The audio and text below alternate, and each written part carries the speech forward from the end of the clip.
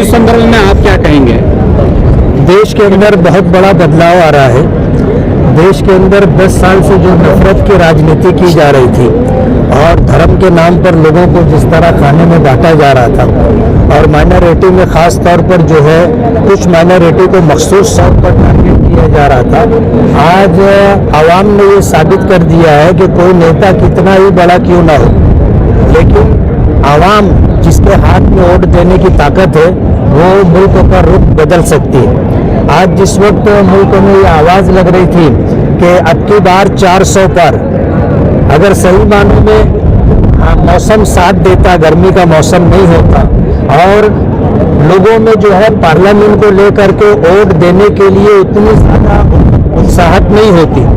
अगर लोगों में सही मानों में बेदारी होती तो 200 भी पार नहीं कर पाते। आज इस वक्त जो है मुल्क में हालात बदल रहे हैं और ये किसी एक शख्स की या किसी नेता की जीत नहीं है, बल्कि ये मुल्क में सेकुलर सोच रखने वाले जितने हिंदू, मुस्लिम, सिख, ईसाई हैं, ये सब लोगों की जीत है कि आज मुल्क में 10 साल से जो नफरत पैदा करने की कोशिश की जा रही है उसका खात्मा हो रहा है और आने वाले दिनों में ये सब जो कुछ है वो भी खत्म हो जाएगा। सर, महाराष्ट्र की जो चुनाव है उस संदर्भ में क्या कहेंगे? वो जो रिजल्ट बना है महाराष्ट्र में उसके संदर्भ में क्या कहेंगे? नहीं, महाराष्ट्र के अंदर भी यही बात है कि महाराष्ट्र के अंदर जिस तरह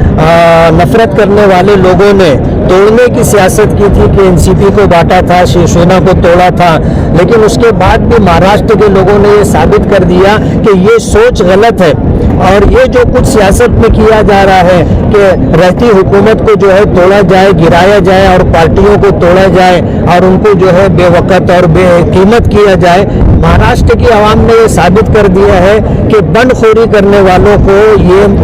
हमारे स्टेट पसंद नहीं करते। महाराष्ट्र में कुछ जगह लड़कर हार गए और दुनिया में बिना लड़े जीत गए, क्या कहेंगे? अब मैं तो मालेगांव का हूँ, धुलिया मालेगांव लोकसभा हल्के से ताल्लुक रखता हूँ। मैं तो ये बात कहूँगा कि जिस वक्त आज से 2009, 2014, 2019 में जो इलेक्शन हुआ था, कुछ ऐसे हालात थे जिसकी वजह से जो है ये सेकुलर उम्मीदवार जीत नहीं सका था। इस वक्त सेकुलर उम्मीदवार को हमने ईद के दिन ही, दूसरे दिन ही हमने ये बात कह दी थी कि आप लड़ो ताई और आप जीत करके आओगे। मुल्क में जो हालात बन रहे हैं, अब पब्लिक के अंदर वोट देने की चाहत है और हमने उस वक्त ये बात कही थी कि हम ताई तुमको 2 लाख से ज़्यादा वोट देंगे और यही वोट आपको जिताएगी। अगर मालेगांव में 2,05,000 से कम वोट पड़ती तो शायद ताई नहीं जीत पाती। और मैं तो एक बात खास तौर पर ये कहना चाहूँगा कि जो पिछला असेंबली इलेक्शन हुआ था, उस विधानसभा इलेक्शन में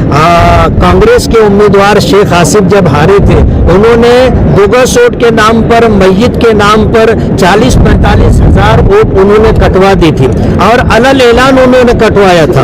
अलल ऐलान कटवाया था। अगर उनमें हमने देखा कि पार्लियामेंट के इलेक्शन के मौके पर लोग वोट देने के लिए आ रहे थे और उनका नाम यादी में नहीं था,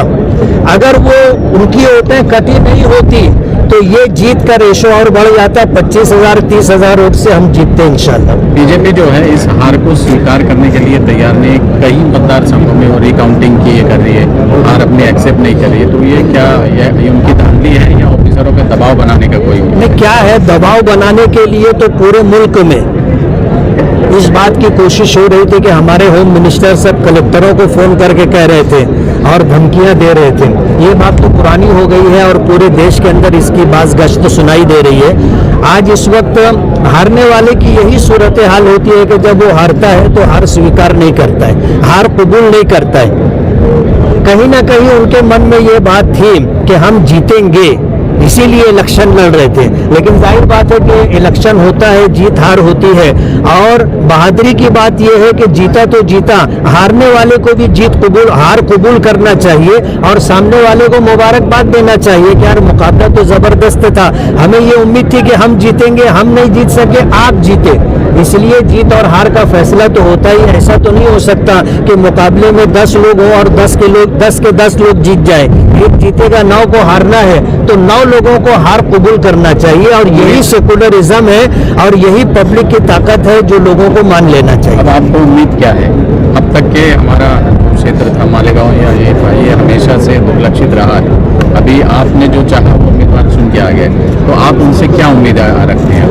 हमारी चाहत तो ये है कि हमने पहली मुलाकात में उनसे कह दिया था कि हमारा आपसे कोई मुतालबा नहीं है, हमारी आपसे कोई डिमांड नहीं है। हम बगैर किसी शर्त के आपको हिमायत दे रहे हैं, आपको सपोर्ट कर रहे हैं। अगरचे पार्टी के एतबार से आपका हमारा इख्तिलाफ है, हम कांग्रेस पार्टी से ताल्लुक नहीं रखते, लेकिन हम आपको 100% सपोर्ट करेंगे और 2 लाख से ज़्यादा वोट देंगे, ये बात हमने कही थी। और उस वक्त हमने उनसे कहा था कि ताई आज आपसे हमारी कोई बातचीत नहीं, जिस वक्त आप चुन करके आ जाओगे उस वक्त हम आपसे बात करेंगे कि मालेगांव के विकास के लिए आप क्या करोगे, उस वक्त हम आपसे बात करेंगे। अब ताई जीत करके आ गई है, अब हम उनसे बात करेंगे। Thank you.